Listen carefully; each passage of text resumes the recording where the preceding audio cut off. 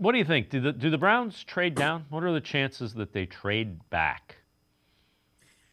I think it's pretty good. I think it's above 50%. Like, I think that what they're probably looking for is to either do something that is a very small trade back, like they just let the Giants, they flip with the Giants from 2 to 3 and pick up like a third round pick, a top 100 kind of thing.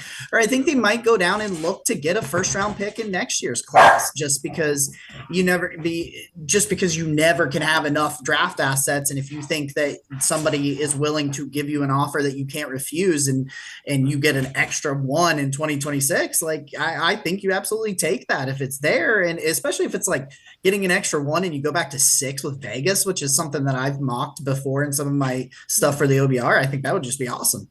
Who do you target if you're in that 6 to 10 range? If you're at three, there's somebody that you like that you don't mind taking because otherwise you don't trade from 2 to 3.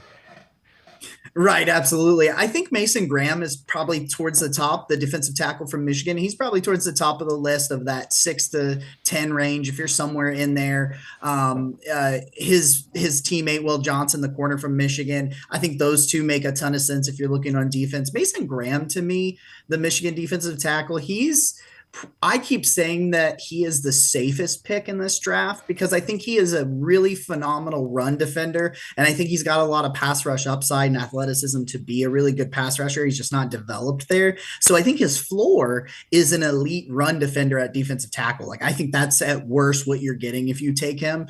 And then you've got Ted McMillan, I think the wide receiver from Arizona, another one of those size speed combination guys that I think could really round out this room. But those are probably the guys I'm really interested in. And that's also about the time you start talking about some of them offensive tackles.